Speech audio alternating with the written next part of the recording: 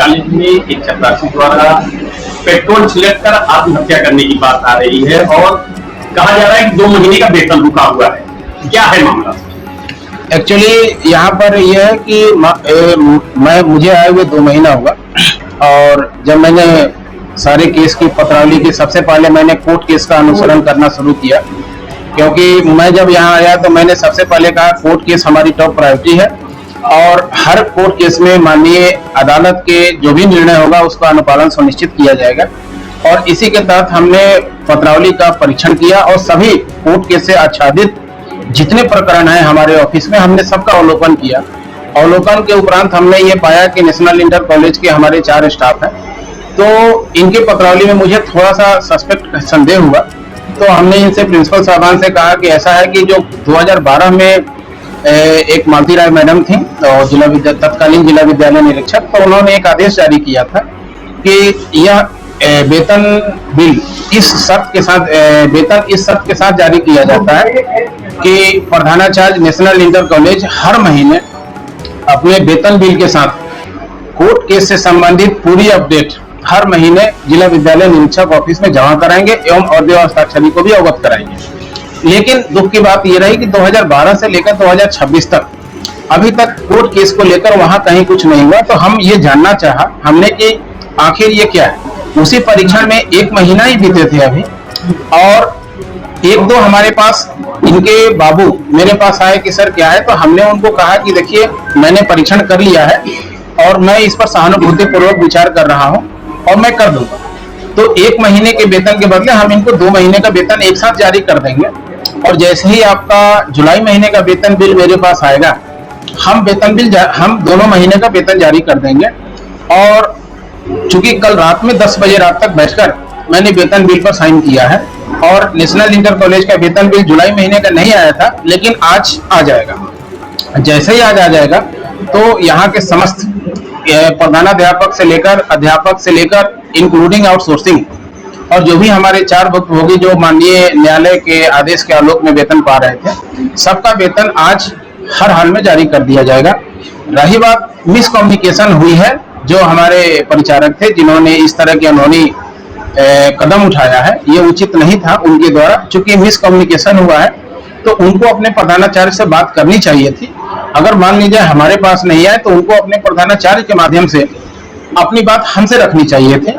और दुख की बात यह रही कि प्रधानाचार्य ने इस पूरे मामले में हमसे कहीं कोई बात नहीं की और न कुछ हमें मामला संज्ञान में लिया। इनफैक्ट कल विद्यालय बंद था, ऑफिस खुला था, मैं ऑफिस में दिन भर काम किया। तो होना ये चाहिए था कि हमारे पास कल वेतन बिल आ जाना चाहिए था। अधिकांश विद्यालयों के वेतन बिल हमारे पास आ चुके हैं, जिसको मैंने आज ट्रेजरी में मैं लगा दूंगा। हमारी ओर से सारी औपचारिकताएं और सारी प्रक्रिया पूरी हो गई है। तो इस संदर्भ में मैं यही कहना चाह रहा हूँ सर। लेकिन प्रिंसिपल और बाबू का कहना है कि इन चारों लोगों के 2 महीने का बिल आपके यहाँ पहुंच चुका है, उसके बाद भी नहीं। 2 महीने का बिल नहीं पहुंचा है, क्योंकि जुलाई महीने का वेतन बिल सबका एक साथ लग कर जाएगा, इसलिए वो नहीं है, सिर्फ जून महीने का है। तो मैंने आपसे पहले ही बताया कि चूंकि मैं यहाँ आया तो हमें हमेशा बताया जाता है, हमें अपने ट्रेनिंग सत्र के दौरान ही बताया जाता है कि जब भी आप जाते हैं नई पोस्टिंग में तो सबसे पहले कोर्ट केस की समीक्षा कीजिए। माननीय न्यायालय के द्वारा जो आदेश पारित किए गए हैं उसको आप फॉलो करिए और जहां भी अगर जरूरत पड़ेगी काउंटर लगाइए, जहां भी जरूरत है आप स्पेशल अपील में जाइए, जहां भी अगर माननीय न्यायालय ने कंटेम्प्ट का चार्ज किया है तो उसको भी आप देखिए और माननीय न्यायालय को त्वरित आप जवाब दीजिए। तो माननीय हमारा कोर्ट परीक्षण हमारा सबसे फर्स्ट प्रायोरिटी है। चूंकि मुझे आए हुए 2 महीने हुए हैं तो ये परीक्षण मैं 1 महीने से कर रहा था। सिर्फ नेशनल इंटर कॉलेज सैयद राजा नहीं, पूरे जनपद के मामले का कोर्ट केस का परीक्षण मैंने किया। मैंने पाया कि बहुत सारे प्रकरण है, सब अलग अलग मुद्दे पर आधारित है। माननीय न्यायालय का निर्णय भी सबके अलग अलग आलोक में है। तो उसी परीक्षण के दौर में कई सारे हमने निस्तारण कर दिए हैं। एक इनका बचा हुआ रह गया था, तो इस महीने इनका भी निस्तारण हो जाता, कहीं कोई इशू नहीं थी, क्योंकि और भी हमारे पास कोर्ट केस से संबंधित निस्तारण थे। हमने सबका निस्तारण कर दिया और सबको वेतन भी दे दिया। इनका वेतन किन परिस्थितियों में रुका हुआ? इनका वेतन अभी परीक्षण का दौर चल रहा था। और दूसरी बात, वेतन भुगतान एक बार होता है महीने में, तो जून महीने में नहीं हुआ तो जुलाई महीने में मैंने इनसे कहा था और इनके प्रिंसिपल को भी कहा था कि आप पूरा वेतन बिल इनको बना कर ले आइए। तो जून और जुलाई दोनों महीने का वेतन हम इस बार इनको दे देते। 3 महीने का नहीं, 3 महीने, 2 महीने, 2 महीना भी मत कहिए, क्योंकि करंट महीने का तो चल ही रहा है। 1 महीने की बात थी, तो वो माननीय न्यायालय के अदालत का परीक्षण में कर रहा था। कई कोर्ट केस हमारे ऑफिस में पड़े हुए, मुद्दा सब अलग अलग है, केस की प्रकृति सब अलग अलग है। तो हमने कई सारे निर्णय ले लिए हैं, और जो माननीय कोर्ट के आलोक में जो निर्णय लिए गए उस हिसाब से हमने भुगतान भी सबके कर दिए हैं। एक आध केस बचे हुए हैं, वो भी जल्द से जल्द 1-2-3 दिन में हम निस्तारण उसका भी कर देंगे। तो इस प्रकार का कोई इशू नहीं है। अगर 5-6 महीना हुई होती तो ये हमारे ऊपर या कार्यालय के ऊपर होती कि 5-6 महीना हुआ, आप निर्णय नहीं ले पा रहे हैं। 1 महीना समीक्षा बैठक, क्योंकि जून महीना पूरा स्कूल बंद थे, सिर्फ जुलाई महीना 1 जुलाई को विद्यालय खुला है, तो हमने पूरी परीक्षण 1 जुलाई से लेकर 30 जुलाई तक का किया है।